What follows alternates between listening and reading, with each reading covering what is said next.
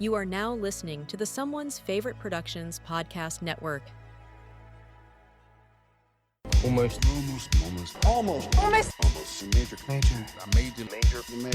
Major. Holy fucking shit, this is major!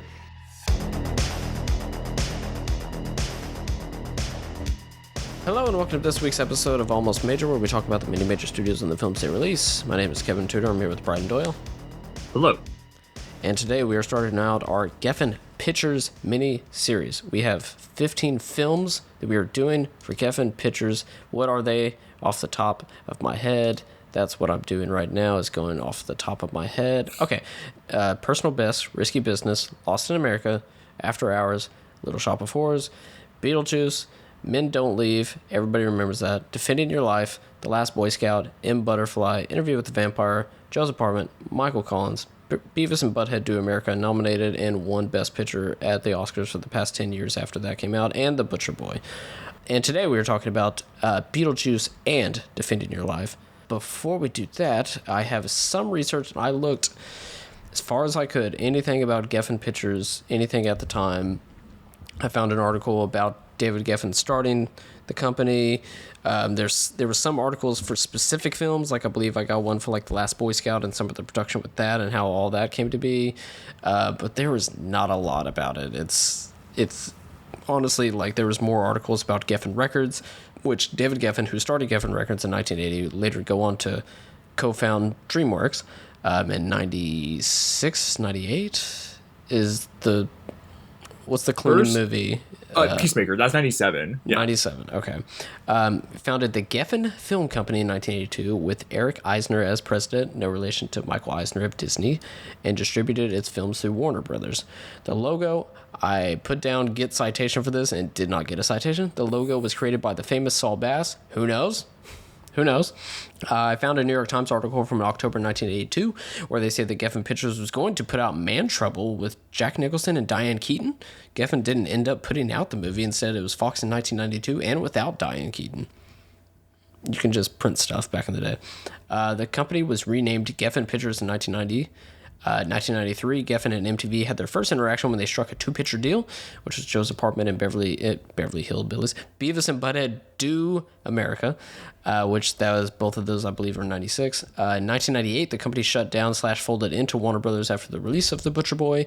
It made a cute little comeback as the logo at the start of Beetlejuice in 2024. It was renamed Geffen Company for this occasion. But yeah, there's not a lot about this, and I have not done a little cursory glance of like MTV Films. I assume there's much more about that. One, it lasted for longer. Two, all the movies were a lot bigger and also a different time as far as box office and interest behind the scenes about movies and such. So I'm sure there'll be a lot more about that. But until we get into specific films where I found more articles, that's all I got. But today, Beetlejuice, 1988, released on March 30th. Actually, hold on. We may have talked about this, or at the end of our... Which one of these 15 are you most looking forward to? Because I do remember I said that one that I was looking forward to was Lost in America, because I had not seen that. Oh, great movie. That's yeah. Our Brooks rules. The one that I think I most want to watch that I've never seen. I think the other one was Personal Best for me. Which is good. Yeah, I watched that back. I think I watched that around the same time as Lost in America, actually, or if not, maybe a year later. Or not Lost in America, Defending Your Life.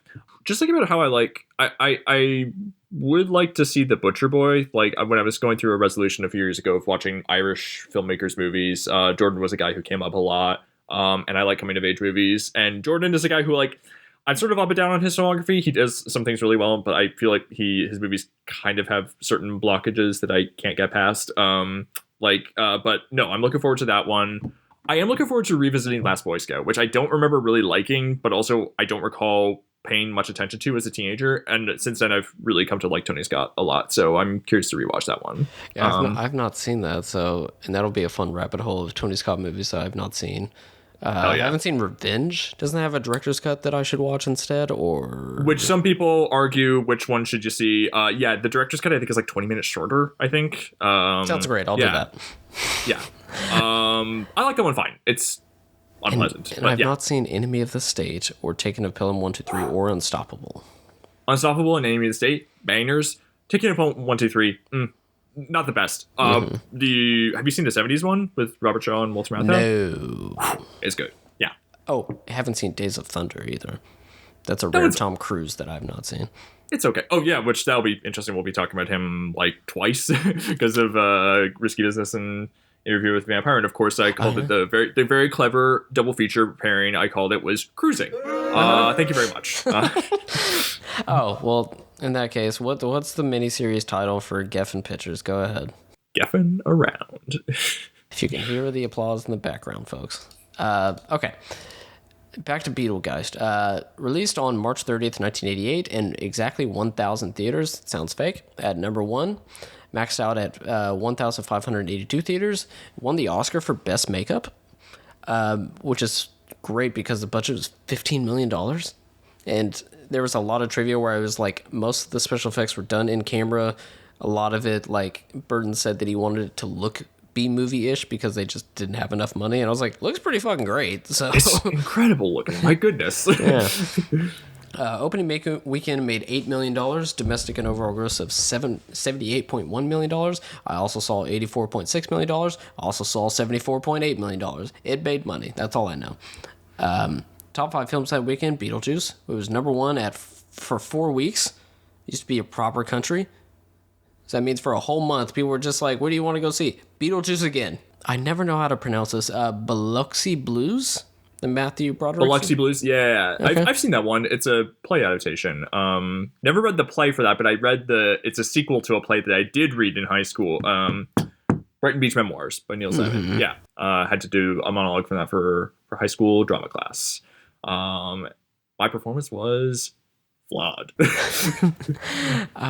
You said monologue, and I just am thinking about Billy Bob Thornton's monologue in Simple Plan. Oh, it wasn't that bad. We held hands once. It was... My hand got too sweaty. We had to stop holding hands. How the fuck did he not win the Oscar? I don't get it. It's great. Yeah. How the fuck did how did she not win the Oscar? She is so fucking good in that movie. That whole movie's so good. I underrated it. I should watch it again. When I'm in the mood to be in a bad mood.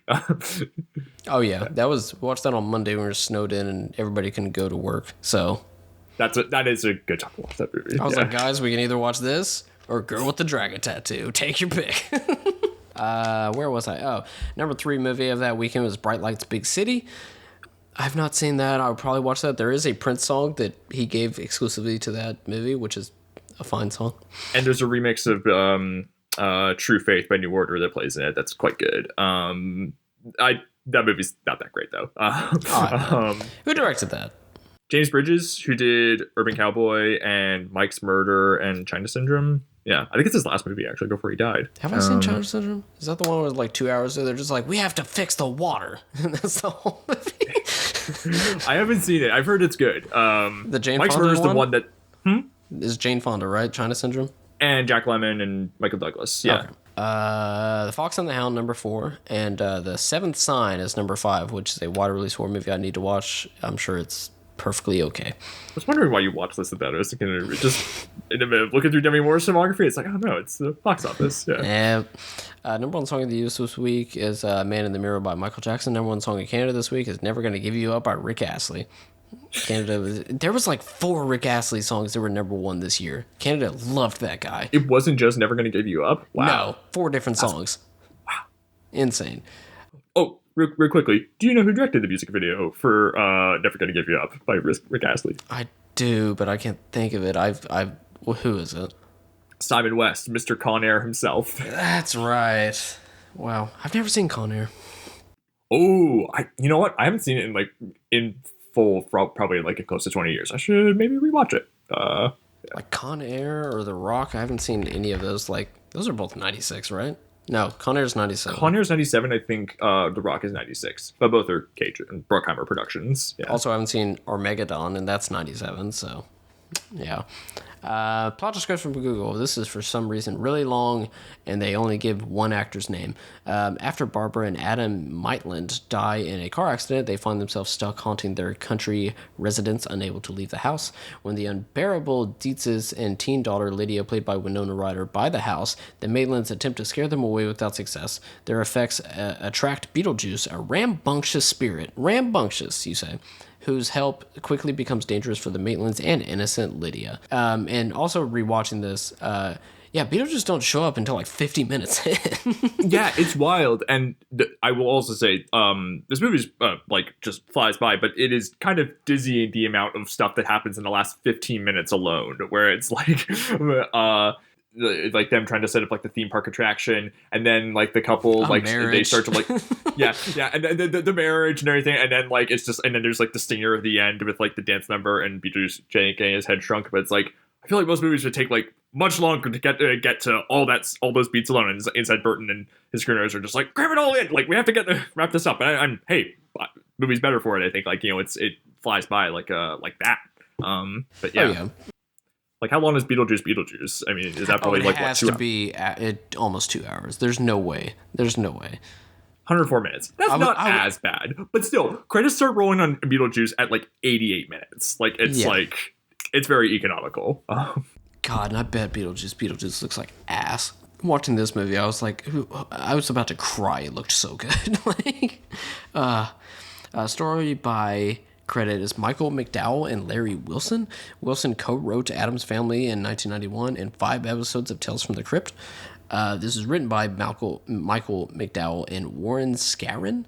Michael McDowell co-wrote 11 episodes of Tales from the Dark Side from 84 to 88. How have I not watched like all of Tales from the Crypt or Tales from the Dark Side? I just need to do it.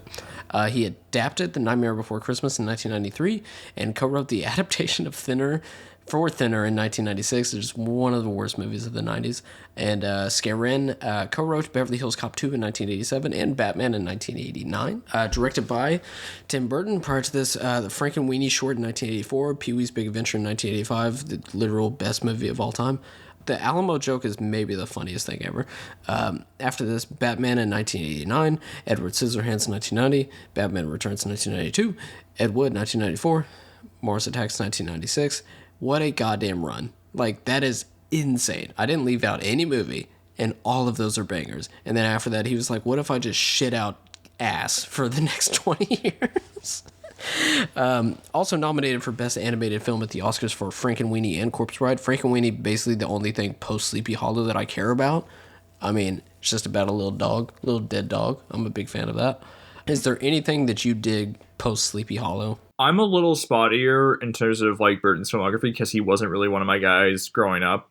Like, because a lot of these I just like opted out of. Like, I've never seen Charlie and the Chocolate Factory or Alice in Wonderland or Dumbo or Miss Peregrine because I've heard they're all like terrible. Out of like the post like my lifetime, like the stuff that he's made it that I enjoy is like Big Fish is okay. It's not a movie I ever think about.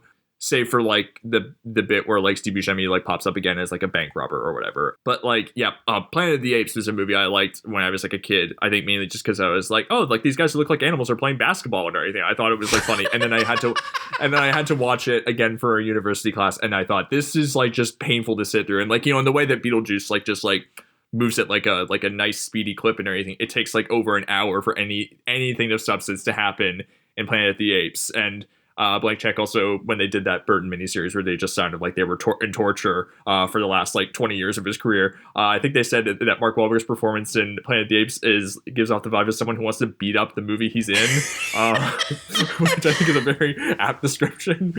But yeah, I do remember that movie coming out and wanting to see it, and then probably rented it on DVD when it came out. And I remember even being like, is that 01? So I was probably, by the time I rented it, I was probably like 10-ish. I just remember being like, is this the longest movie of all time? I mean, like, it's so long. I do remember there is a teaser poster for that movie that I saw in the movie theaters that's fucking awesome. It's literally just a side profile of one of the apes, and that's like basically it. And I was like, I want to see that movie. What about them apes? That's cool. But also, I've opted out of, like, I saw the 2011 Apes movie, and I was like, I don't get it. And apparently people just crazy about apes. I don't know. Yeah. Yeah, I'm spotty on that series. I like some of those movies. Some of them I have not seen a lot of the older ones, but I like some of those prequels that like I like the Matt Reeves ones, but I didn't see Kingdom of the Planet of the Apes, which was the Maze Runner guy. Yeah, Burton is like one of those, but like I will say Burton. So I had like kind of a bad association with him for like a while. Like so like and like I said, Beetlejuice. I didn't see this until I was like a young man, like a young adult and everything, and like it was like Ed Wood, I think, was the first movie of his that I like ever clicked with, where I was like, I watched it, I was like, this is really good. Like it has like a real like distinct vision, and also like I was like connecting to the story as well. And Edward Scissorhands I remember being lovely as well. But like yeah, I still need to see you were waxing poetic about Pee-wee's Big Adventure. I still need to see that. The best. The only one that I grew up on was like I remember Mars Attacks coming out and watching that like age 4 or 5, and my brother was obsessed with Pee-wee, so I watched that when I was pretty young. But like Batman '89, I watched that in college. Edward Scissorhands, I watched that after college. Batman Returns, I think I watched that in college. Ed Wood, same thing. And then like I forget which movie made me go down the rabbit hole of watching all of them, but like then I was just like, sure, Corpse Bride, why not? But then I did watch like Frankenweenie. Sleepy Hollow I watched like 15 years ago and remember nothing about, but people seem to like be okay-ish on it. It like seems to be like the kind of plateauing part of his career. Because yeah, then after that is Planet of the Apes. That's like the downward. And then Big Fish, go downhill. And then fucking Charlie and the Chocolate Factory, and then which I did see that when it came out. Sure. Where am I? Starring Alec Baldwin as Adam. This whole cast is stacked and have very long and known careers, so I'll keep it brief and somewhat interesting. But Baldwin was nominated for Best Supporting Actor for The Cooler. Listen to our episode. Same year as this, he was in Talk Radio, She's Having a Baby, Married to the Mob, and Working Girl. That's insane. But that's before he's known as Alec Baldwin. That's insane. Which I think, like 5 years from now, he's like the heat check moment of Glengarry Glen Ross. That's pretty wild. That's 92? Yeah. Jeez. Yeah. He's great in that. Yeah. I mean, he's good in this too. I mean, like, and playing like a nebbishy like guy who like you kind of like and everything. Whereas like and like some of those other movies, he's like very blustery and everything. Like it's he's really good. Yeah. Bryden, have you seen The Shadow? No, I've heard that's. I know. Black Check did that whole on their Patreon. They did like the '90s like sort of dark comic adaptations. I've heard that one. I think they might have done that one. I've heard it's weird. I would love to go down that like marathon of the weird '90 comic book when they're just like, does this work? Does the Phantom with Billy Zane work?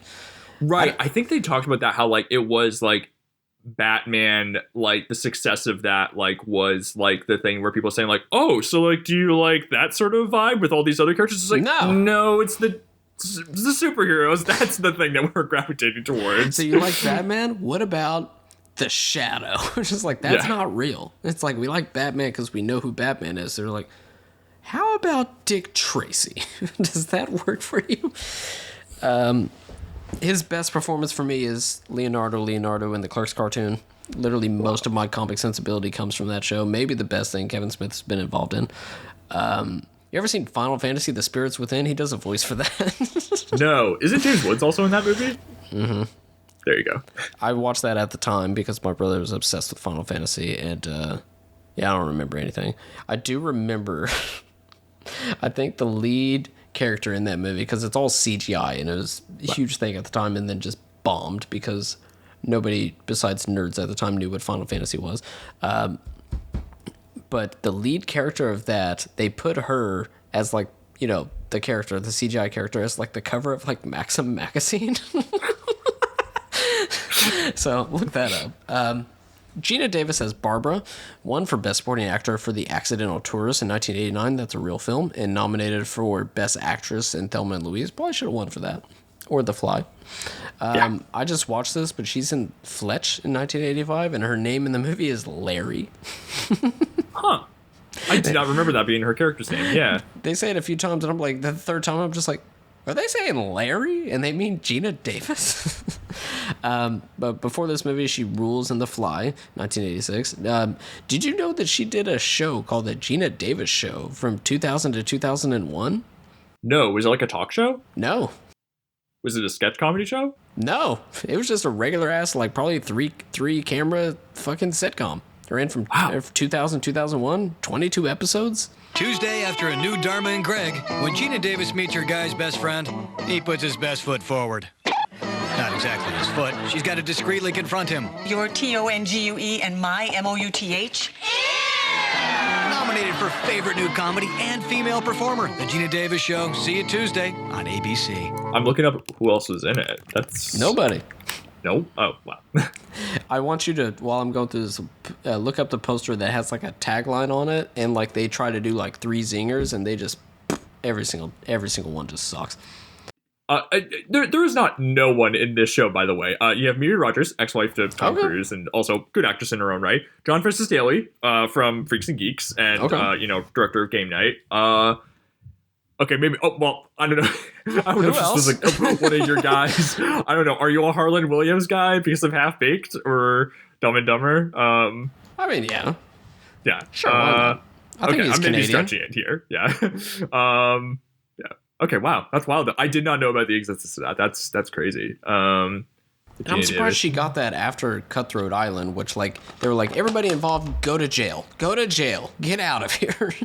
Yeah, because I think of her as like an actress where like I saw like older movies with her when I was like growing up. Like Stuart Little was like a movie that was big in my household for me. But then like I feel like there was like a stretch of time when she was just not appearing in new movies for a while. Like I think like I'm sure there was like smaller stuff in between and anything, but like I feel like I remember hearing her talk about like Marjorie Prime, the Michael Almereyda movie, which I still need to see, and then she popped up in like the 2nd or 3rd season of Glow, I think. Yes. A few episodes, yeah. Happy she's still popping up and stuff. But yeah, no, she's great. Love Gina Davis. I think we also talked at the time about like how Rennie Harlan blew it super hard when he cheated on her and got divorced. It's like, what were you doing? Dude. But yeah. Her in this movie with like the greatest hair of all time. Yeah. I mean, once you make Cutthroat Island, you're not thinking straight, so I understand. Catherine O'Hara as Delia. She's in Frankenweenie and, of course, the Beetlejuice sequel. She's awesome in Orange County, which we will cover in the MTV Films miniseries. And, of course, everybody should watch Home Fries from 1998. That is a deranged film. We will also be talking about O'Hara again because she's in After Hours. Oh, yeah. Man. Me and Jack Draper, my roommate, also exiting through the 2010s, have been threatening an after-hours night for... I'm just like, why don't we just do it? And we just never do. We have somehow also lived together for over 6 months and not watched The Social Network. It's really weird. Lastly, Winona Ryder as Lydia, nominated for Little Women and Age of Innocence. Strangely not nominated for Mr. Deeds. Alien Resurrection and Mermaids being in her IMDb known for and Stranger Things isn't is weird. Somebody goes, oh, Winona Ryder. Oh, yeah, from Mermaids. I'd be like, are you a cop? Like, what? Or Alien Resurrection. I'd be like, are you my best friend? Now, I could make water cooler talk at work about mermaids as opposed to Stranger Things, which I have not watched in over almost a decade. But sure, yeah. I did see a tweet that somebody was just like, I wish Christina Ricci and Winona Ryder were in something together. And they were just like, open the schools. They're in Mermaids. They were also in a music video that I forget who it was. I see it in my head. I can't think of it. I believe. Oh, who is it? It's not. Is it Paula Abdul? Is it Dolly Parton? Is it Cher? I think it's Cher. Is it the Shoop Shoop song? It's Kiss by Cher. Yeah. Who also was in Mermaids. That makes sense. Okay, it is Cher. I said Dolly Parton. Alien Resurrection does indeed rule, though. Bryden, have you ever learned how to make an American quilt? No. Although I was thinking about that director because I think she directed it's Jocelyn Moorhouse, who I think she was directing some show that my mom and dad were watching. And just like, oh, I know this name. I've never seen this movie, but yeah. What was probably the first thing I saw her in? Because I didn't watch Beetlejuice. It might have been Mr. Deeds for me. Maybe. I do remember. I never have seen that movie in full, but I did rewind and watch the scene where Sandler beats up Alan Covert with the trash can like a half dozen times as a kid. Yeah. I think there's a 2-pack that I used to have that I gave to somebody. There's a 2-pack Blu-ray set of Big Daddy and Mr. Deeds, and I was just like, this is the only Blu-ray you need to own, and somehow I don't have it anymore. What did I first see her in? I didn't see Heathers until way later. Same thing with Night on Earth. Oh, she's so good in Night on Earth. for me, it might have been Lucas, the Corey Haim movie, where she's like his friend. I think in the movie it's like implied that she has like a crush on him, but he has eyes for Cary Green from The Goonies, and she has eyes for Charlie Sheen. Yeah. Did you ever see Destination Wedding? That's a movie that exists. No, I think my parents got the DVD of that. I could probably see it somewhere very blurrily on that giant DVD shelf, like a few feet away from me. I've never watched it. I heard they're charming in it, but I've heard the script is maybe so-so. I'll watch it. It's just like, all right, we got these two actors, and they're just like, where's the script? And they're like, what script? Okay, we got to run through this. Everybody should check out Lost Souls in 2000. No, it's not good. Remember when people were so understandably frustrated and upset about 9/11 that they took all that anger out on Winona Ryder stealing something at a store? That was weird times. It was so weird. They were just like, she should go to jail for life. It was like, what? Even at the time, I was like, at the time, not understanding 9/11 because I was like 8 or 9. But even then, I was just like, why does it matter? Michael Keaton as Beetlejuice, nominated for Birdman. Remember Birdman? And if I can steal a game from the beloved podcast, this had Oscar buzz. Bryden, I want you to try to guess the known for roles for Michael Keaton on IMDb. Is Toy Story 3 in there? Toy Story is not in there. Okay. Herbie Fully Loaded? No. I'm trying to think of like it is something like really weird. Is it like Goodrich? There's 3 normal known fors and then one where I'm just like, no. There's no way. Like, okay, so Batman, is that one of them? Yes, it is. Okay. How about Batman Returns? No. You got greedy. Birdman. Yes. Birdman? Yes. Okay. Best picture winner. Oh, 2. Spotlight. 2, right? Because Birdman won Best Picture, right? Spotlight's the other one, right? He did that shit twice. Damn, he really did have a comeback, didn't he? Wow. Yeah. Okay. And now the one where I'm just like, no, he's not known for this. Nobody has What seen is it, this like American movie. Assassin or some shit like that? Kind of the similar time, but no. Similar time. I feel like American Assassin is more well known than this movie. Okay, so it's not Spider-Man Homecoming. Is It's it like 2016. 2016. That probably gives it away, but I'm trying to remember what he was in around. Oh, The Founder? yes. I saw that and I was like, no, he is not known for that. Shut up. He is not. I feel like that's like a classic movie. It's like Michael Keaton, Oscar buzz for The Founder, and it like comes out like maybe limited release in December and like goes wide January. And people are like, who fucking gives a shit? Like, I don't know. It's like if it would have said he was known for Need for Speed, that would be less shocking than The Founder. gosh. Or RoboCop remake. God.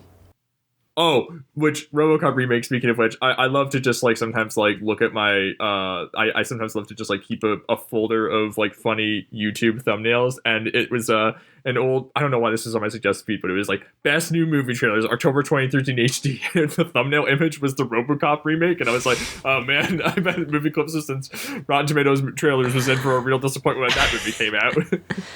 And lastly, Glenn Shattuck is Otho or Otho. I know him mostly for the season 2 apartment episode of Seinfeld where he's the landlord, but he's only in one episode. But he's talks about it. They went up to an apartment where an old lady lived and she had died, and he was like, I saw her without her wig. It was horrifying. Trivia. Michael Keaton, who once said this is his favorite movie he's ever done. Sir, have you seen The Founder? Because nobody I know has. Bryden, have you seen The Founder? No. See? Came up with much of the character's look himself. He told the makeup department to make a mold of his face and his hair looking like he stuck his finger in an electrical socket. And he requested that the wardrobe department send him clothes from all different time periods. He also ad-libbed most of his line and based his performance on Chop Top from Texas Chainsaw Massacre 2, which that makes me happy to hear that. Have you seen TCM 2? No, I've heard it's good, and I need to see a lot more Tobe Hooper in general. That's a good one. The studio originally wanted to call the film House of Ghosts. As a joke, Tim Burton suggested the name Scared Sheetless and was horrified when the studio actually considered using it. And that sounds like a title that you would have came up with. Scared Sheetless.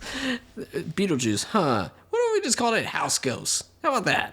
How about House Poltergeist? What about Ghost Dad? No, we can't use that? Okay. Well, what about House Ghosts? Director Tim Burton feared that the Deo sequence wouldn't go over well since in his opinion it wasn't very funny. Burton turned out to be wrong. Audiences loved it and think of it as one of the film's most iconic scenes. I'm kind of with Timmy Burtz here. I don't get it. they're just lip syncing a song. I don't know. Back in '88, they were just like, "What the fuck?" The film was the first DVD sent out by Netflix in 1998. If only they were still doing that. The idea for the film came after Poltergeist 1982 was a hit film, but the idea of bad ghosts was flipped. The people who moved in the house would be the designated villains. Hey, that's like the others. The movie's box office success created plans for the sequel, which this is true.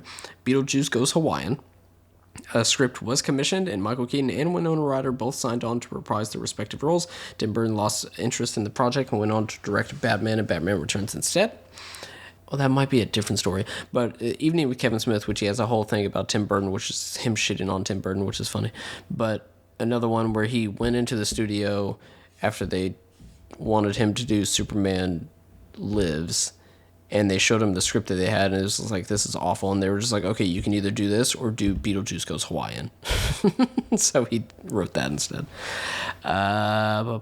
Tim Burton really wanted Sammy Davis Jr., a favorite star of his since childhood, to play the role of Beetlejuice, but studio executives didn't like that idea at all. What a weird thing to be like, you know what? I think Sammy Davis Jr., a guy that's in, I think, one movie, which is Ocean's 11, which I've heard is pretty boring. We should put him as that guy. Along with Spaceballs 1987, Big in 1988, and Caddyshack 2 in 1988, is notable for being a PG movie containing the word fuck during the new PG-13 era. Which, yeah, when that came out, I was like, oh, fuck. Oh, I forgot about this. Wow.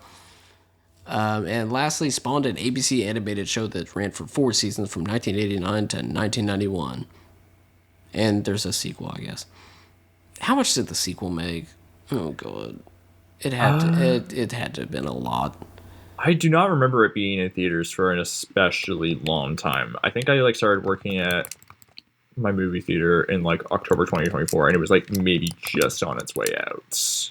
Domestically, that's a lot of money. $294,100,435. Worldwide, $452,435,000. Wow. That's a lot. $500 million for a movie that looks objectively worse. Wow. From the director of Pee-wee's Big Adventure, Adam and Barbara are ghosts. What's the good of being a ghost if you can't frighten people away? Their house is being haunted by the living, Maybe the house could use a little remodeling. and they can't scare them into leaving. They're dead. It's a little late to be neurotic. So they're calling on Beetlejuice, Beetlejuice! who's no ordinary ghost. You don't want his help. Can you be scary? What do you think of this? Now, the party's over, You want somebody out of the house? I want to get somebody out of your house. but the fun has just begun. It's showtime. He's guaranteed to put some life Attention, keyword shoppers. in your afterlife. Michael Keaton is Beetlejuice. I'm the ghost with the most, babe. Initial thoughts already. This is my second time watching it. I watched it for the first time maybe 5 years ago, so I was not raised on this movie, and it's good.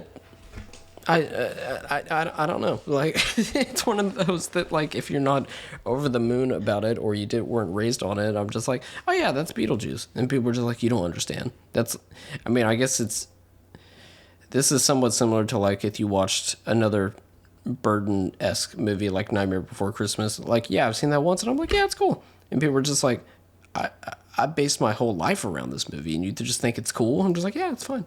And I've had conversations too about sometimes when people, it's not even movies you watch as a child or anything, but it's movies that people love. And I was like, oh yeah, I saw it once 10 years ago. It's like, you only saw it once? And it's there are other movies. You've only seen Hocus Pocus once? I was like, yeah, because it sucks. You're like, that's the only movie I watch around Halloween. It's like, that's a you problem. No, that's not me. Everybody in it's good. It's a good movie. I rewatched it the other night and kind of forgot that I rewatched it because I rewatched Defending Your Life, and I was like, oh, I gotta rewatch Beetlejuice. I already did that. Oh, well, okay. But yeah, it's good. Here's the thing. It's better than 95% of the movies we covered for Film District. I was, you know what? It's you read my mind. I was thinking that too. Also, more iconic than any Film District movie No, definitely way more. Drive is iconic for a specific type of man, but Beetlejuice is for everybody, even though it is pretty weird. And also Michael Keaton dropping the F-bomb, but other than that. Yeah. Bryden, what do you think? Yeah, so I said this already, but I saw this when I was 21, I think. I saw this back in 2019, when my life was, not even being sarcastic here, pretty good. And then some bad stuff happened a little way down the line. We'll talk. That's more the headspace I was in when I watched Defending Your Life. We'll talk about that later. This was, and like I said, I came to Burton kind of late in life, in terms of like watching the stuff from like the golden years. So I was like, I Big Eyes. Yeah. I like this movie. My memory of watching it the first time was thinking that I didn't really like the stuff with Beetlejuice himself, but I liked all the other stuff. Like I thought Baldwin and Davis and Ryder especially were all really funny, and I loved like the creature design and like the stuff with like Juno, their caseworker in the underworld, like the terrible waiting room. I think like just technically this movie's like looks like just great. Rewatching it now, I still am not like, I think I like Keaton's performance. Technically, I think he is like very committed. Like the stuff that he does with his voice is very fun. Like when he like asked for his qualification, he's like, and he starts out like talking like in a very measured tone, and like he starts getting more and more feverish as he says like, I've seen The Exorcist 100 times, and it gets funnier every time. A little bit of him goes a long way. Exactly, and I like that it wasn't as much of him as I remembered and everything. Like they do have like breathing room where he's not like dominating the whole thing. And it is like restraint. I do consider it restrained on the filmmaker's part that they take a while to actually properly introduce him into the plot of the movie, like sort of having him as like sort of this looming threat that they keep not showing you fully. But yeah, like when he finally shows up, it's like, he does like a half dozen like, gropes of like Gina Davis, and it's like, I'm not even like, it's just like, okay, I don't find this like especially funny. I'm not like super offended by it. I think it's like the movie's like, yeah, this guy is bad and everything, but it's just like a thing of like, yeah, okay, it's like, yeah.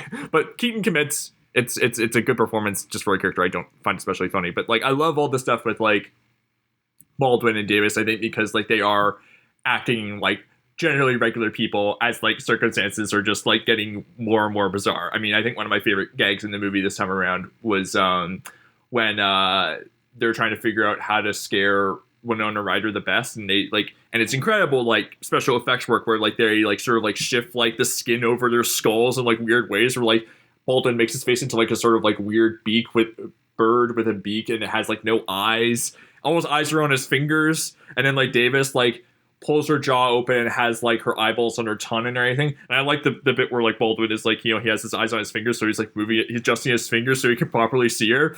But then like the way that like they have like this very sincere sort of like coming to terms moment with Winona Ryder, where they're saying like, oh, death isn't like the answer and everything, and then like he keeps coming back to Baldwin like trying to like fix his head so he can see properly. I think it's like a really funny gag, and like also like really good at Burton like balance, not making sure the movie doesn't get too saccharine by also like having this sort of morbid physical humor with it. I love Sylvia Sidney as the caseworker. The bit with the football players is like really funny too, where it's like, calling me coach. Yeah, coach, what's our curfew like around here? And Burton also like in his editors also timed that scene really well, where it's like, coach, I don't think we made it from that crash. What gave it away? And then like it cuts like on that line. Yeah, and like the creature design is so great. I mean, I was looking up the guy with like the really tiny head, who I think like Google was telling me was called like Harry the Hunter, and I was trying to and like, yeah, and just like the bit where like Davis keeps like looking over at him, it just like sort of has like this moment of long eye contact with him. I just think it's like, it just like made me laugh out loud. And then I was trying to think, like he reminded me of, I'm not like super big on the Muppets and anything, but I was thinking like, who's he reminding me of? And he kind of looks like Pepe Beaker. the King Prawn. Yeah, yeah. Beaker too, but Pepper, I think especially because of like the wild hair, that, like this, yeah, and like the sort of like the big like sort of bug eyes. Yeah. Yeah, no, I feel kind of weird talking about this movie because like it's the thing where like I admire it like on a technical basis, and like I think it like flies. I think it's like a very brisk watch. It is like a movie I'm just like maybe like a little more reserved in my enjoyment of, like where it's like some of the humor maybe isn't entirely my tempo, but I think it's like executed with like really precise timing. Even like the bit where like you're not a huge fan of, you were saying like you were kind of more ambivalent about the Deo dance sequence and everything, but I was like, even watching it, I'd forgotten like, I was like, when they're eating in that kitchen table where it like looks like it's like a boardroom from hell and everything. They have like all like it's shrimp that they're eating, right? It looks like so bloody and or anything, and I like that they have that. And then like but I also like it, just like that in itself is like just like a funny joke where it's like that looks like a disgusting meal and everything, and then it like pays off with like the big capper on the dance number is like hands like reaching out of like the out of the bowls to grab them. And yeah, like the technical work, I mean, it's like, it's wild, like the texture of just like the effects and everything, like when like Baldwin and Davis, like their bodies are decaying and it looks like, you know, Baldwin has like a giant like shoe print on his head. It's like his skin is getting more wrinkled. It's like so well thought out. Yeah, so I really admired that about the movie. Yeah, but no, I like this movie. It's just never been like a classic for me, but I can definitely see why like people gravitate towards it for sure. And it was nice to revisit it. Like I like this one. Anything else interesting about Beetlejuice, or we go on to Defending Your Life? Yeah, I mean, I think there's like a lot of like really good like small gags in the movie and everything like that. I just find it funny, like just what it says about the characters and everything. Like the bit with the aforementioned one sort of F-bomb is like, you know, when Beetlejuice knocks over the model tree, and he's like, nice fucking models and everything, and then it cuts to like, you know, Davis and Baldwin are like, you know, having a discussion, and you see like Baldwin, he's like concerned about what Beetlejuice is doing, but also he's like concerned like, I gotta like put the tree back and everything, like fix my model town and everything. Which there's like a ton of really cool like transitions too, which like where it's like kind of like the camera work is like dizzying, where I'm like, wow, this is like it like I had to like rewind, like when the initial bit when like they step out of the house trying to go down the stairs, and it's like they sort of like the camera looks at the ground and it changes colors or whatever, and then like the camera goes up, and then all of a sudden they're just on like Saturn, I think is what Beetlejuice says it is and everything, where you can see like the green moon in the corner. You've got that really cool sandworm creature where like it looks like they've got like the snake that's inside their mouth and everything. And I think Burton finds a good balance where like the creatures in this are creepy, but there's also like little just like touches where it's like he is able to like rein them in with like a little bit of a goofy thing where like that snake is really creepy, but then like Davis like punches it in the nose. But then like Davis like punches it in the nose, and it goes like, ah! Like it makes like a goofy kind of noise as like a response. Like there's all like these little touches where I'm just like, oh, that's like such a funny idea. I love all that stuff. It's also just funny too, like, you know, the when you think about like we've talked about horror movies where characters like buy a move into a house and they find out like that there's like horrible stuff that happened there, and it's like and like we talked about, I think like Nightmare on Elm Street 2, Freddy's Revenge and anything, where it's like they find out like it was like a murder house, and that's just like it was a really good deal and everything. and then like Jeffrey Jones in this is the dad. He says like he finds out like what happened in the town, and he's like, wow, spooky. Now, how can I make this town into like a theme park based around supernatural occurrences or anything? Like it was like that most like it is like kind of a funny cynical joke where it's like where instead of like these huge red flags, he's like saying like, how can this be advantageous to me financially? Yeah. Lastly, I don't like that snake. I'm not a fan of snakes. I don't like beetle snake. I don't like them. Get them out of here. Okay, let's go on to Defending Your Life. More Afterlife. Yeah. A better, like, I would rather be in that Afterlife than the Beetlejuice one. It does not look like there'd be a lot of fun stuff to do while you're waiting to have your case heard in Beetlejuice's Afterlife. No Rip Torn in Beetlejuice. There's not. Yeah. There's no he seems like a fun hang. There's no Shirley MacLaine popping up, and then a woman off screen goes, "Oh my god!" Defending Your Life, 1991, released in limited release March 22nd, 1991, before expanded wide April 5th, 1991, in 689 theaters at number 5. It maxed out at 715 theaters. Budget, I could not find an exact amount, but I read, quote, more than 20 million. Yes, the over 20 million thing, yeah, that was from the Roger Ebert interview that I read with Albert Brooks. Yeah.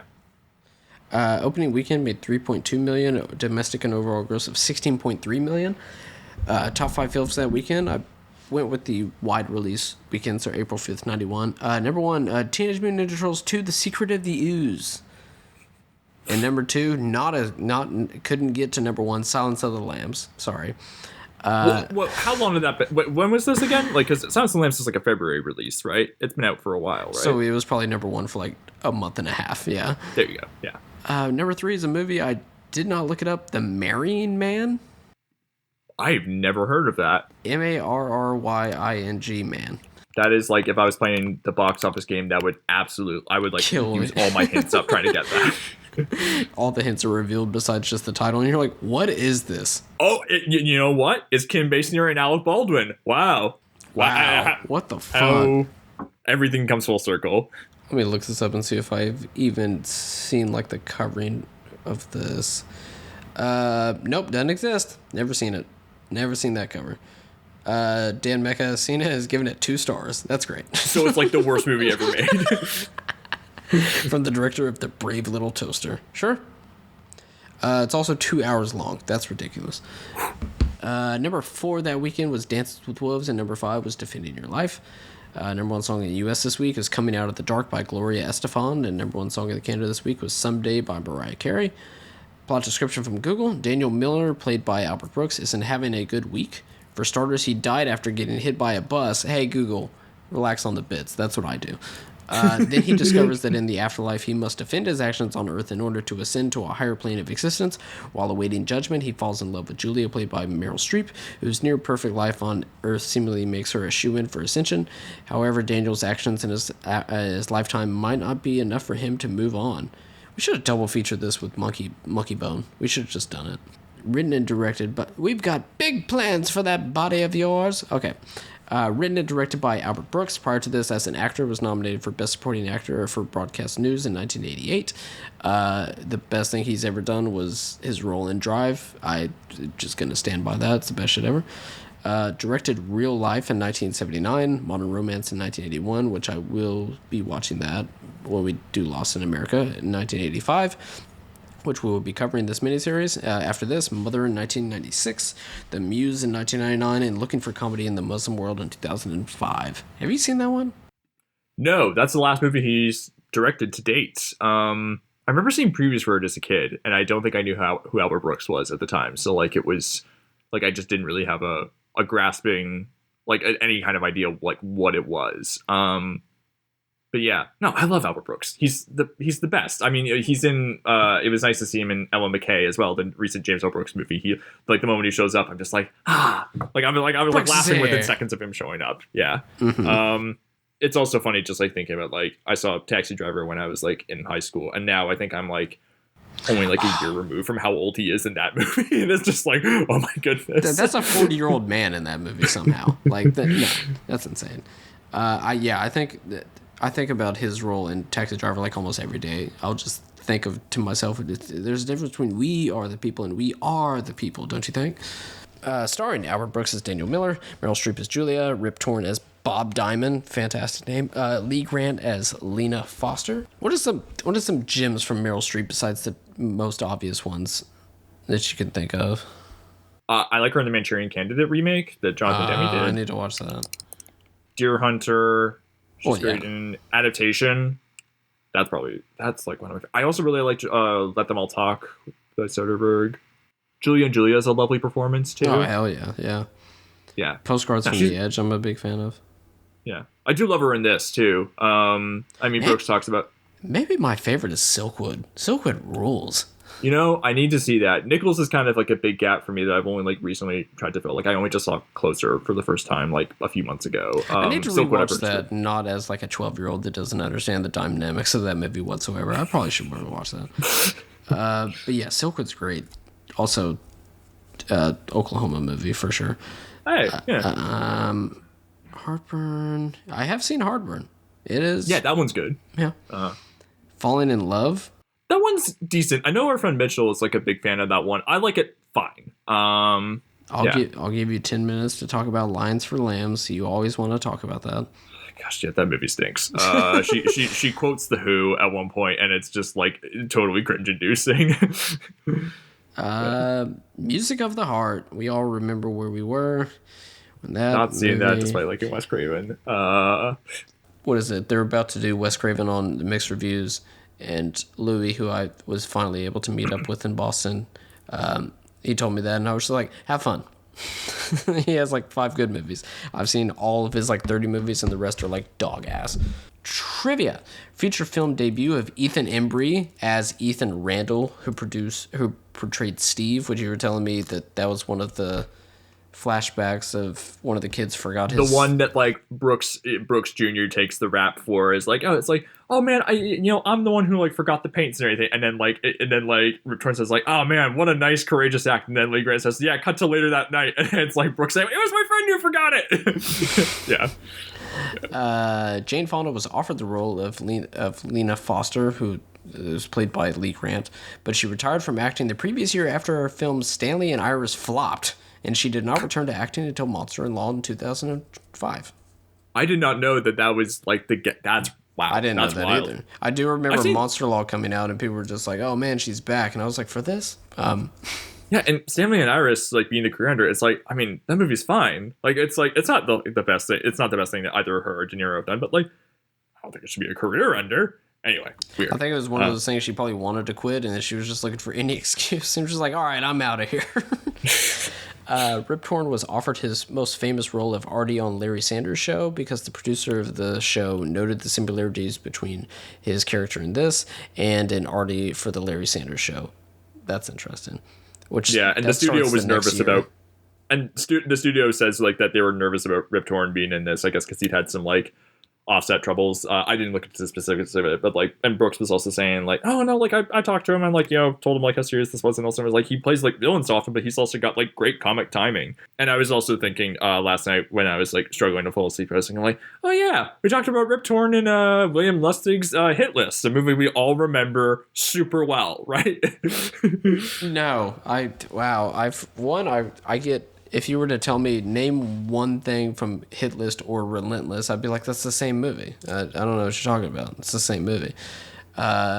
Is Kill List the one with the kill with the in the parking garage with the spikes? So it's Hit List is the name of the movie. But yes, the poster is like Lance Henriksen like hanging on for dear life on the hood of the car, and it's like, wow, way to spoil the best part of the movie. But yeah, I think I re-listened to those episodes, and I was just like, I don't know who this person is that says they're me, and they said they watched this movie, but I am not him, Abraham. Like, that's not me. You watched it in your past life. That's why. Yeah. Anything I watched when I lived in Oklahoma just evaporated from my memory. What did you do in Oklahoma? Oh, well, I watched a feature film called Hit List. What else? That's it. That's all I remember. Rip Torn. Yeah. Him and Freddie Got Fingered should have won. Should have been mayor of New York for at least 8 years. From the beginning of motion picture history, Hollywood has tried to show you what the afterlife is really like. Good afternoon and welcome to Judgment City. You have any idea what's going on? No? Well, in a nutshell, you're here to defend your life, and I'm going to help you. Defend my life? Finally. Wow. The first true story of what happens after you die. Where am I? Is this heaven? No, it isn't heaven. Is it hell? Actually, there is no hell. Although I hear Los Angeles is getting pretty close. Didn't anyone ever tell you you carry yourself very stiffly? Leave me alone, I'm dead. That's life. Albert Brooks. You make me think of my little poodle. Meryl Streep. I think I might have been a heavyset man at one time. Rip Torn. Lee Grant. Buck Henry. In a new film by Albert Brooks. So I'm on trial for being afraid. Well, first of all, I don't like to fall into trials. Second of all, yes.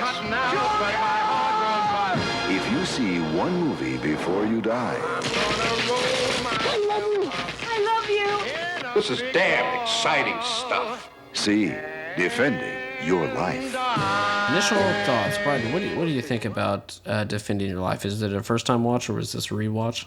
No, I had seen this before. I watched this in September 2020, normal time. I looked back at my watch list. I'd watched this after Antonio Campos's The Devil All the Time. Maybe one of the worst movies of the decade so far. So this was wait. The Devil all the time. Just all the time. That's fucking ridiculous. And this is that is not something that would fly in Defending Your Life. The Devil All the Time. No.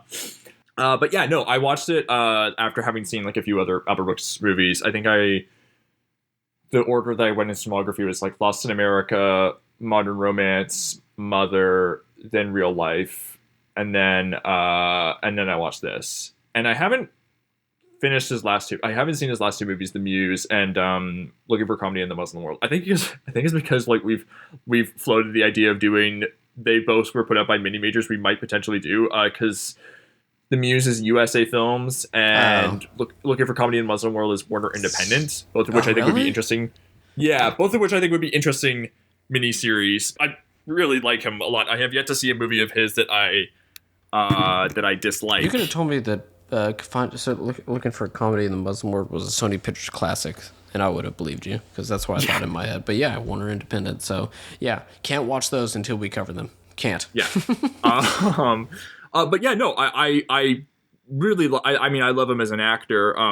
Like, I think before I'd seen like his movies as a director, I'd seen him in like, Broadcast News and Drive, and really thought he was like funny and good and skilled as a dramatic actor too.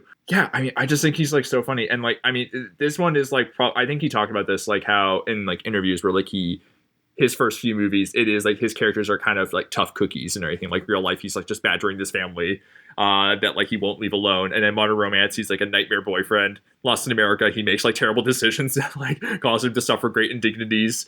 And then like I think he talked about how like it's like, look, he's like, he says like he like sort of acknowledging like, I get that might be if you keep making movies about these types of characters, it might become like a bit of a tough hang and everything, like where it's so in this movie his character is like very neurotic and everything, but like you do so also like have moments where he is like very charming and everything. I think the closest you get to this his character being like where it's like you're kind of on edge is the dinner scene where he where Meryl Streep will not stop slurping the pasta and like just like starts grimacing like, okay, stop. Yeah, I think this movie's lovely. I find this like really funny. Like I was laughing a lot at the jokes, and like just like I think the editing in this is like just so good. Like he knows like just when to like cut on like a laugh line. Like the bit like on the bus where like it's the woman who like is asking him questions. She's like talking to him and she says like, "Oh, do you have a while?" And he's like, "No," and he's like, "Yeah," and then it's like, "Okay," and then like it just like cuts, and then like she's like finishing like this long rambling story. Did you have like a dog? Because it looks like you had a dog. Your hair you asked me that of twice already. Yeah. And so many great bits too, where like like people are like cut off like mid sentence, like even like before he dies, like there's the guy at the car dealership who's like answering the concerns like a woman on the other end, and he says like, "I'm sure it's nothing. I'm sure it's something. Okay." And it's like, "I'm coming over right now." And like you like she like is like cut off mid sentence. She hangs up the phone, and I do think it's funny how I love this movie's conception of like the afterlife, where I think this is like a pretty hopeful movie and everything. The idea of like reincarnation. What I mean. Brooks talks about how, like, the idea that, like, this is a movie about the afterlife where instead of wanting to go back to Earth to be with your loved ones, the idea of being sent back to Earth is, like, a punishment or a sign that you failed.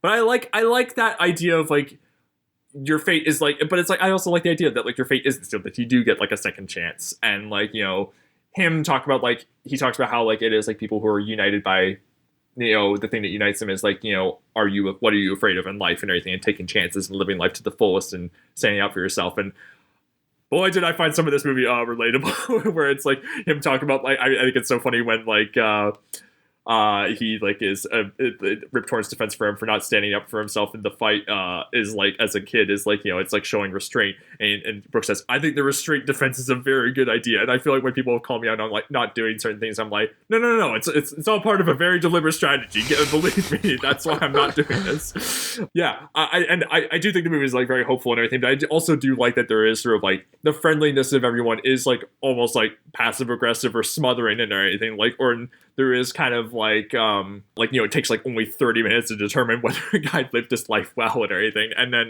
the bit where like he gives like this very romantic message to Meryl Streep over the phone and everything, and like he's like pouring his heart out, and then the guy on the other line has like the message like, "Is that all?" And like it's like not everyone is like, it's like not entirely, like the movie does have you wondering like whether how sincere everyone is about their sort of mission statement. And yeah, just like the details too, where like the idea of like going to a courtroom where you're able to like watch home movies of your life and everything, and it's like cinematically rendered, and you've got like endless portions of food where you never gain weight, and like the museum where you can see their past lives and everything, and it doesn't like get bogged down in it. Like there's the idea that like a lot of imagination went into this world, but it also like it's like the idea that like I might have questions about this world like isn't a sign of like, oh, the movie is like undercooked or half baked. It's like, oh no, like it's just like I like the movies that spark these questions. I mean, the question that sparked for me was like them saying like, oh, we tried to make this like look like Home for Earth and everything, and it looks like an American town. I'm thinking like, Okay, so like, what's it like for like people who aren't American or anything? Like, is it like for French people who die? Is it like super French looking, like with like cafes and everything? I'm being super stereotypical about like what the French life is like. American Afterlife, where it's just everything looks like an office building, is pretty apt. Yeah, no, and it's and like Brooks saying like, oh, you should have like mini malls. It's like we actually opened 6 recently. And I do think, even though like there are long stretches in the movie where it is Brooks just being in court defending his life, the movie I think does really sell you on like him and Streep having chemistry, where it is like the thing. It's like not even necessarily like that you believe that they would like want to spend the rest of their life together, but like you really do get the sense that they enjoy their company together. I mean, like the line that I remembered going into this was when they meet at the comedy club, which that's a great scene with the hostile comic who like is mad that people aren't going with his crowd work. How'd you die but, like, on stage like you? Yeah, or like the guy where it's like, oh, you're from Denver. It's like, you like skiing? It's like, no. Like he's mad that the bitch just hit a wall. But like when Streep goes up to Brooks and says like, hi, do I know you? He's like, oh, I hope so, and anything. Like you get this, and like her laughing at all his jokes and everything, she seems really charmed by him, and it is like the reminder. It's like, I've like had like when I've talked to people, it's like, oh yeah, making someone laugh is like a great feeling and everything, and the way he alternates between like the jokes that he like has like sort of like where he's like sort of like poking fun at her and everything, but then like is like also like seems genuinely interested to hear her talk about herself, and it is like the movie almost does play it up like a joke of like how perfect she is and everything, like when it's like he walks in on their courtroom and like the flashback is like her saving her kids from a fire, and then literally goes back to save the cat, like it like a perfect screenwriting trope and everything. And like you see Brooks like just sort of like lay his head back like, fuck, I'm so out of my league here and everything, or he feels like he's out of his league. Yeah, no, I find this movie like really charming and sweet, and really funny. And yeah, no, it was really, I really enjoyed revisiting this, and I think Brooks is great, and I'm looking forward to rewatching Lost in America, and I look forward to seeing the last 2 movies in his filmography. I wish he would make another movie. He's talked about, he's like almost like he's in his late 70s now, and I think like he talked about how there was like something that he wanted to make it to like a TV series, I think, but then like the pandemic sort of put the brakes on it. And I think it's also he's like more like he views like directing as sort of like a vehicle for like he's more primarily interested in writing stuff. He's like, I would really only be more interested in like directing what I write. Like writing is like the thing that would spur me to direct, not the other way around. Yeah. But no, I mean, I also just like, but I'd also be just as happy seeing him just like pop up and stuff and like supporting their lead roles as an actor. Mm-hmm. Yeah. What do you think about this movie? What's your history with that and Brooks, I guess? Rewatch it, because when I first watched it, I put down 3.5 stars, and then I rewatched it, and I'm like, this is fine to good. Brooks's humor is not exactly my humor. Not where I think it's bad or anything, but like most of the jokes, I'm sitting there going, oh, that's funny. Like, but I'm not laugh out loud laughing at it, where I'm just like, that's very clever, but I'm not laughing at it. Felt pretty similar about Real Life.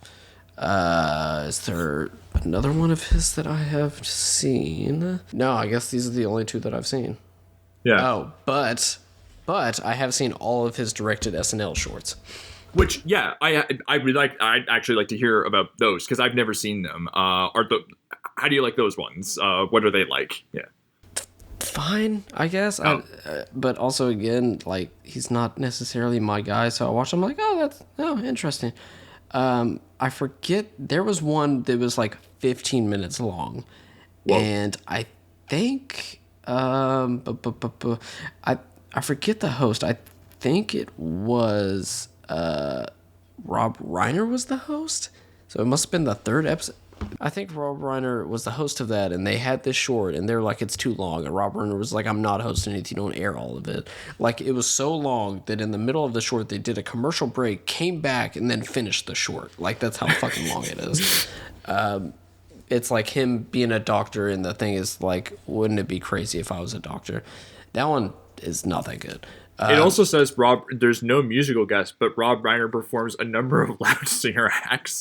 I have no idea how this is. It's like the first like 8 minutes is him playing a bit as a bad lounge singer, and it dies. It's so bad. That episode is not good. And from what I heard, it's like which very sorry that he passed away, but at the time, like everybody behind the scenes was like, we don't like working with you. Because at the end of it, it's him doing a scene with a woman. Is it his wife at the time who is Penny Marshall? Which she shows up on the episode. But it's like him doing like a serious scene, and then like all the cast members as bees come out, and it's like a meta thing where they're just like saying that you didn't want us on the show because you're Mr. Big Shot, Mr. Rob Reiner, but we are actually do this weekend. Like yeah, not a good episode, but if I remember correctly, that's the third fucking episode, and the next one is Candice Bergen, and that's like the first episode that actually feels like SNL.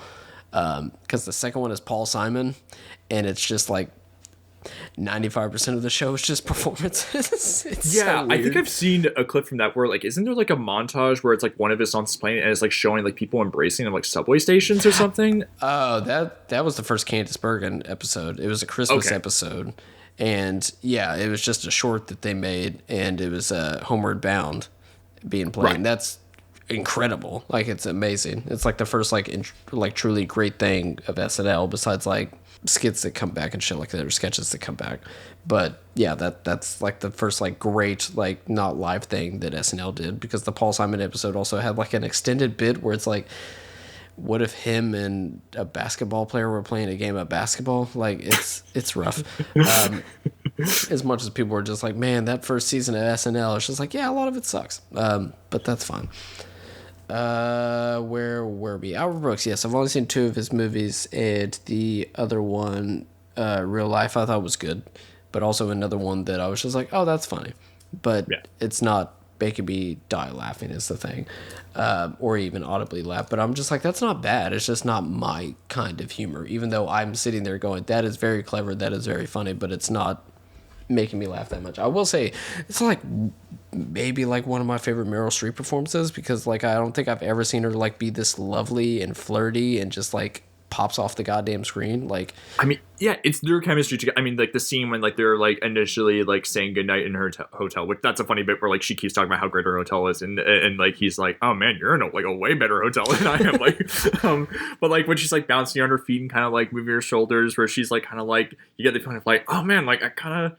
You get the feeling it's like she doesn't want the scene to end and everything, or her character doesn't want this night to end with this character. And like that's why like it works in the end when you're like, oh, you do want these people to get together in the end. Like it's really like lovely and sweet. And Brooks talks about how like it was like, I think if like he met her at because he was friends with Carrie Fisher, and like she had like a lot of parties where like she would have people over, and like he met her Streep at this party and was just like taken back by like how laid back she was. And like, and he said like it's funny, it's like when I see her, I like think of like, you know, Sophie's Choice and everything, and like her being those characters and everything. And it's like, yeah, she doesn't usually get to be funny or like, you know, be in these sort of like light situations.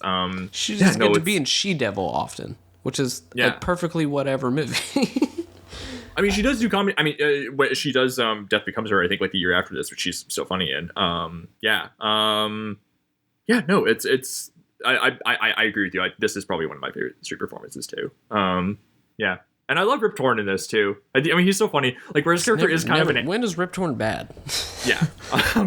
I mean, but like he's so funny. Where like he is like, you know, he is like kind of like the things he's saying are so condescending, but also he's like making you feel good about it and everything. Like when like he says where he keeps like doing the running bit. It's like, I tell you what's going on, but like you wouldn't understand and everything. And then like Brooks says like, try me, like after like the 6th time. And then like Torrance says like, I was trapped between like he says something about like being trapped somewhere near fault. And Brooks is like, I don't understand. And like Torrance like, that's what I thought. And like he's like the laugh is like so infectious.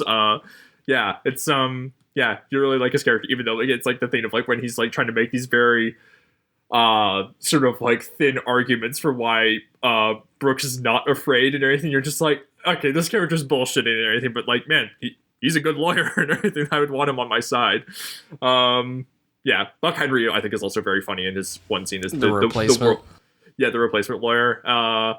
It's like, I don't believe it, and you didn't want to toot your own horn. And then like when he meets Streep's lawyer, who like is just like loves Streep and everything, he's just like, oh yeah, I heard you had that lawyer, like very very excellent, very quiet, excellent, quiet. And Brooks says very quiet. I believe Streep's lawyer is Albert Brooks's brother.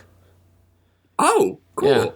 Yeah, he's like not an actor, but yeah, he's in. Yeah, I believe that's him. The one that's looking on, there's just like, can't believe she went and got the cat. Like, yeah. And he says like, I'm so sorry for holding things up. I just had to see that again. Yeah, that's his brother. And also, I did not know until I was watching the special features for the Criterion that his dad was a comedian and died on stage. Yeah, and I think he talked about like that, like, you know, thinking about death like from a young age and everything, definitely like sort of like fueled the thinking about like what happens afterwards. Yeah, no, it's and then like, you know, I know Super Dave was like, you know, his brother as well, which was like a recurring bit that he did on like late night shows. Other character I love too is the guy in the Italian restaurant who gives him the 9 pies for each of his 9 days, and he just like cuts to him like carrying what like looks like luggage full of pies. Just drops him off in the lobby at Meryl Streep's hotel. Yeah. But then, what do you think about Ethan Embry's performance? How does this stack up to him and Can't Hardly Wait? I mean, he seems genuinely stressed about having lost those paints, man. I really like Ethan Embry, mainly because growing up with Can't Hardly Wait when I was younger, I was like, that guy seems like me. And then growing up, and it was just like, yeah. Oh, he was in The Guest. I forgot about He's really funny in that. Yeah. Oh, yeah. And Harold and Kumar, yes, of course. Sweet Home Alabama. I mean, I saw that at the time. Oh, you know what I just saw. You know what I just saw that he's in that I forgot. Fucking Vacancy. Let's fucking go. Oh, right. Yeah. He's the guy that comes in and buys the tapes. Yeah. God, do you know how long Vacancy is? It's like under 90 minutes, right? It's 85 minutes soaking wet. Thank you, Nimrod, my man. He's apparently in Scream 7, which is a movie that, I mean, I will watch it, I guess. Fans were burning for Kevin Williamson's return to the director's chair after teaching Mrs. Tingle. I mean, I'm here for him being back in the writing chair. That's what I'm most hyped about, but... Yeah, teaching Mrs. Tingle. Saw that when it came out. Katie Holmes, when is she good? Wonder Boys? I have not seen Wonder Boys. I think she's very good in Go, though. Yeah. I've liked her in stuff before. Yeah. Are you asking this question because of The Gift as well, which you watched recently?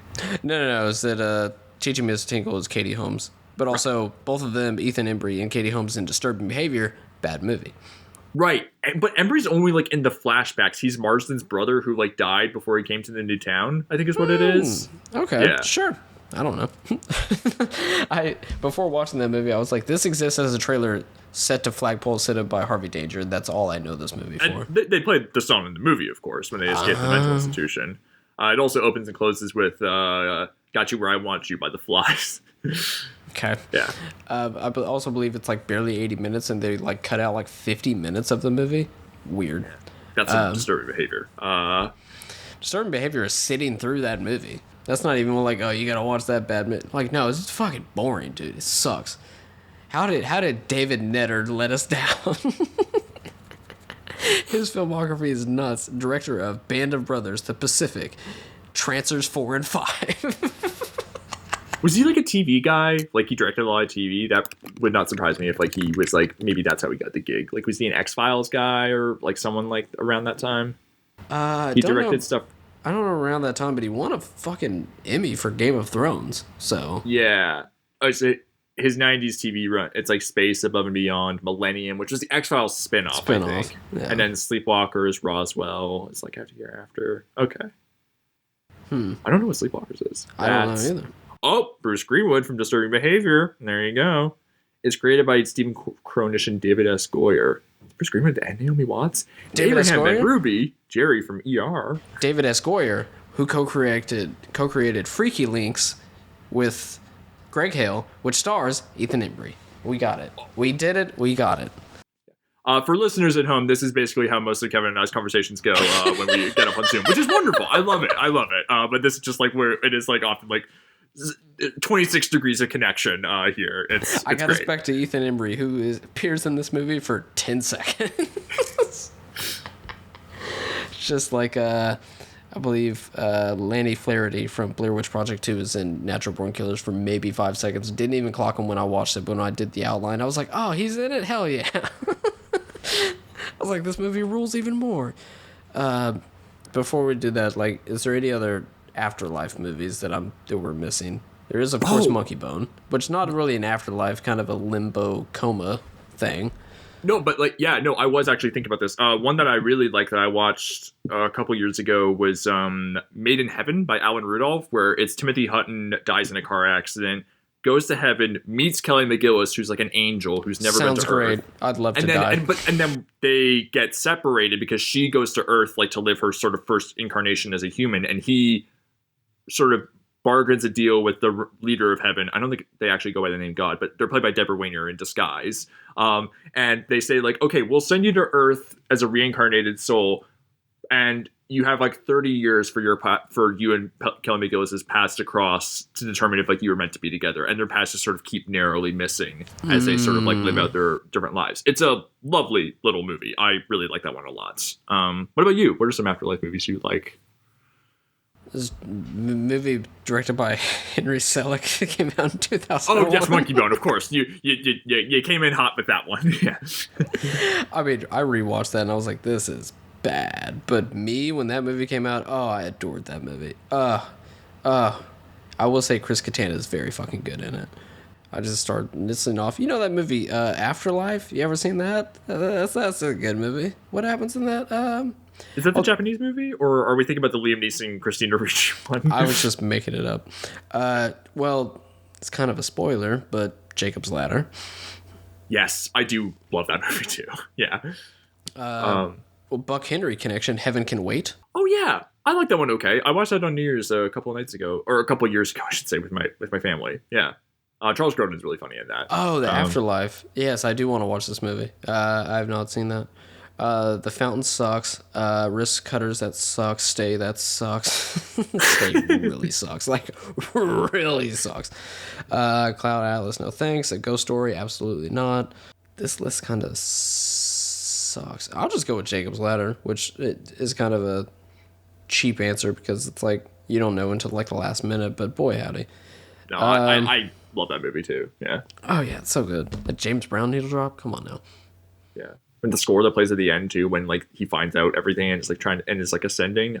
It's pulling on the heartstrings. Yeah. Mm-hmm. So yeah, I'll go with Jacob's Ladder. But yeah, final thoughts on Defending Your Life.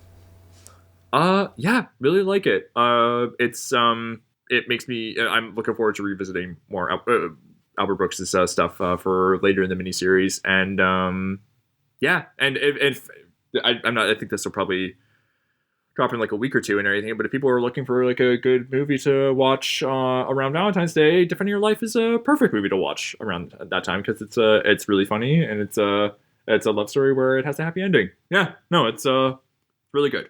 Highly recommend. And if you're looking for just a movie to watch at any time, Valentine's Day, St. Patrick's Day, Flag Day, I don't give a fuck, watch Monkey Bone. Why not? Is it on any streaming services? No, pay for it, bitch. Do it.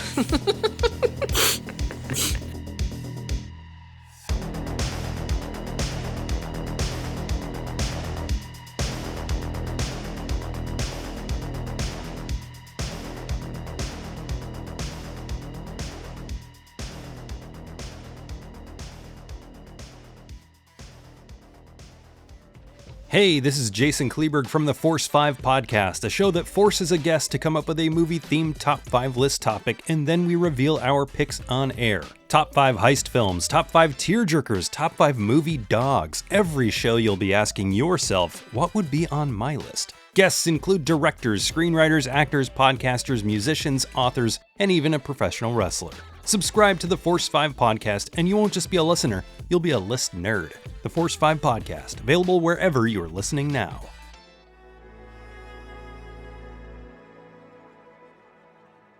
Thank you for listening. To hear more shows from the Someone's Favorite Productions podcast network, please select the link in the description